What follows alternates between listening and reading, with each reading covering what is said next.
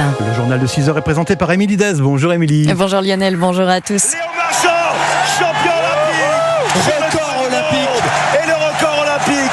Quelle sensation! Léon Marchand est énormissime. Énormissime Léon Marchand qui 3 jours après son sacre en 400 mètres 4 nages a décroché hier 2 nouvelles médailles d'or en 200 mètres brasse et 200 mètres papillon. 2 médailles décrochées en l'espace de 2 heures. Un exploit inédit depuis plus d'un siècle. Léon Marchand triomphant hier soir sur France 2. Quel bonheur, en fait là c'était mon cadeau de Noël aujourd'hui. Je travaille tous les jours pour ça, je me lève tôt le matin, il y a beaucoup de souffrance toute l'année, donc ce genre de choses je profite au maximum. La 2 finales superbe, le 200 papillons était vraiment très fun, j'ai fait une belle course. Je dirais qu'après le 200 papillons c'était un peu différent parce que j'essayais de me contrôler émotionnellement parce que j'avais le 200 brasse juste après. Mais sinon le podium et chaque fois la Marseillaise était folle. L'émotion est assez forte à chaque fois, donc c'était important de vivre ça à fond. Et le podium, les 2 podiums étaient fous, donc je suis très heureux. Léon Marchand qui retrouvera les bassins dès ce matin pour les séries du 200 mètres 4 nages. Et puis ce matin, la France est deuxième au classement avec 26 médailles au total, dont 8 en or. La France a même été première pendant 7 minutes, juste avant que la Chine ne repasse devant après sa médaille d'or en 100 mètres nage libre. Martin Lange, c'était une belle journée pour les Bleus hier, qui ont décroché 8 médailles. Oui, derrière le phénomène Léon Marchand, 2 titres hier, c'est toute la délégation française qui brille. Le judo, l'escrime, une médaille de bronze chacun. Hier, des sports historiques, mais aussi des sports plus inattendus, plus jeunes, comme le BMX avec Anthony Jean-Jean, lui aussi en bronze sur la place de la Concorde. Je suis quand même très content et satisfait d'avoir cette médaille de bronze autour du cou, cette première médaille olympique pour le BMX freestyle français. Donc je suis très content, très heureux et maintenant je vais pouvoir partager ces bons moments avec le public. Avant lui, ce sont les triathlètes qui ont brillé à quelques pas de là sur le pont Alexandre III. Léo Bergère en bronze chez les garçons, mais surtout Cassandre Beaugrand, championne olympique chez les filles. Ça méritait bien un petit coup de fil. On passe le téléphone, on me dit c'est le président. Je me suis dit président de quoi? De la Fédé Et en fait j'ai vu après Emmanuel Macron, j'ai dit en fait je me rendais pas compte que j'étais en train de lui parler et du coup Ça vous a dit quoi? Je réalisais pas, en fait j'étais encore sur mon petit nuage, donc je pense que j'étais à moitié shootée, je sais plus. Emmanuel Macron qui pourrait bien passer beaucoup de temps au téléphone si les Bleus maintiennent ce rythme complètement dingue. Après seulement 5 jours de compétition, ils ont déjà gagné plus de titres individuels qu'à Tokyo il y a 3 ans. Martin Lange pour Europe 1. Et puis comme on n'est jamais rassasié, la France peut décrocher encore de nouvelles médailles aujourd'hui. En aviron notamment, Emma Lunati et Elodie Ravera Scaramozzino sont qualifiées pour la finale en 2 de couple. À suivre également les finales de judo en moins de 100 kilos chez les hommes et moins de 78 kilos chez les femmes. Madeleine Malonga a des chances de décrocher une médaille. Tout autre chose maintenant. Les recherches doivent normalement se poursuivre ce matin dans les Vosges pour tenter de retrouver Lina, disparue en septembre dernier dans le Bas-Rhin. 80 gendarmes et chiens sont mobilisés depuis mardi. Hier, ils se sont particulièrement intéressés à une zone de forêt au-dessus des communes d'Anoult et de Corcieux. Selon les informations d'Europe 1, l'automobiliste principal suspect dans cette affaire aurait marqué un arrêt d'environ 1h30 ce jour-là dans cette zone. Mélina Fachin, vous êtes la correspondante d'Europe 1 dans le Grand Est. On en sait plus sur le profil de cet homme. Ce père de 2 garçons avait 43 ans. On en parle au passé puisqu'il s'est suicidé par pendaison le 10 juillet dernier à son domicile de Besançon.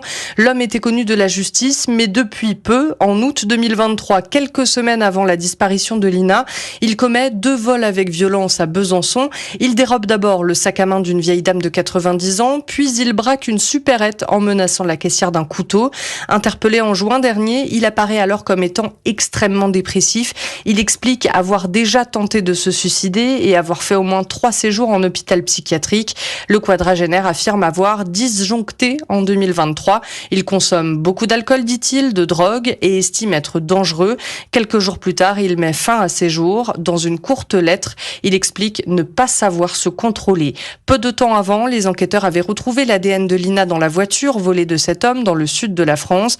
Ils n'auront donc jamais pu l'interroger à ce sujet. Reste maintenant à comprendre ce qu'il pouvait bien faire en septembre dernier à Plaine, le petit village de Lina, à 2h30 de route de Besançon. Mélina Fachin, correspondante d'Europe 1 dans le Grand Est. Europe 1, il est 6h05. À l'étranger, l'Iran organise aujourd'hui les funérailles du chef politique du Hamas qui a été tué à Téhéran. Le guide suprême de la République islamique, l'ayatollah Ali Khamenei, présidera la cérémonie de prière hier soir.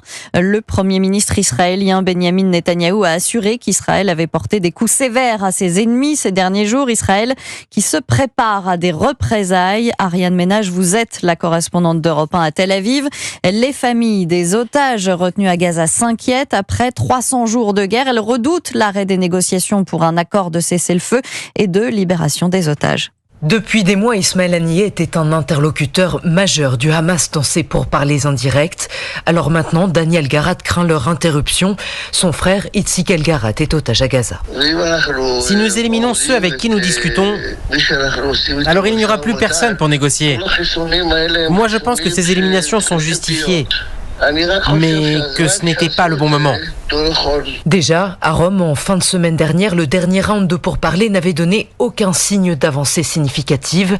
Et Daniel Garat tient le gouvernement de Benyamin Netanyahou pour responsable. Eux, ils veulent seulement montrer à tout le monde combien Israël est fort, qu'il va éliminer le Hamas. Ils ne comprennent pas que libérer les otages, c'est aussi montrer sa force et montrer qu'on se préoccupe de la société israélienne. À Tel Aviv, ce soir, les familles des otages manifesteront pour marquer les 300 jours de guerre, 300 jours de captivité pour leurs proches. Ariane Ménage, correspondante d'Europe 1 à Tel Aviv. Au Royaume-Uni, l'adolescent de 17 ans, principal suspect de l'attaque au couteau qui a fait 3 morts lundi, a été inculpé. Inculpé pour meurtre et tentative de meurtre. Le suspect sera présenté à un tribunal aujourd'hui à Liverpool, dans le nord-ouest de l'Angleterre. On ignore toujours ses motivations. Depuis l'attaque, de nombreuses rumeurs sur la nationalité de l'assaillant, le moment de son arrivée au Royaume-Uni où sa religion foisonne sur les réseaux sociaux. Selon la BBC, sa famille vient du Rwanda. Les autorités appellent à la prudence. Et puis à moins de 100 jours de l'élection présidentielle américaine, Donald Trump passe à l'attaque. Il accuse Kamala Harris d'être devenue noire par calcul politique. Elle était indienne à fond et tout d'un coup, elle est devenue une personne noire, affirme le candidat républicain. Kamala Harris, née d'un père jamaïcain et d'une mère indienne, elle a balayé ces accusations, estimant que les États-Unis méritaient mieux. L'Union européenne veut tripler les effectifs de Frontex. Frontex, vous le savez, c'est l'agence européenne des gardes-frontières et des gardes-côtes. Une proposition de la présidente de la Commission européenne, Ursula von der Leyen, mais de plus en plus de voix s'interrogent sur la nécessité d'une telle réforme. Laura von Lerberg, vous êtes la correspondante d'Europe 1 à Bruxelles. Laura, pourquoi passer de 10 000 agents à 30 000 ? Eh bien, pour Ursula von der Leyen, l'objectif est avant tout de préparer l'agence Frontex à protéger plus efficacement les frontières extérieures de l'Union européenne. Les arrivées irrégulières ont diminué de 30% sur les 6 premiers mois de 2024, mais la pression migratoire sur l'Union européenne est forte en raison de la guerre en Ukraine, du conflit au Proche-Orient et de l'instrumentalisation de la migration par la Russie et la Biélorussie. Mais cette annonce surprend les équipes de l'agence, certains se demandant si leur mission n'allait pas être aussi élargie à l'avenir. L'augmentation passe tout aussi mal à droite qu'à gauche de l'échiquier politique, beaucoup contestant l'efficacité de cette mesure. Il ne s'agit pas d'une réponse aux critiques de ces dernières années, affirme une eurodéputée.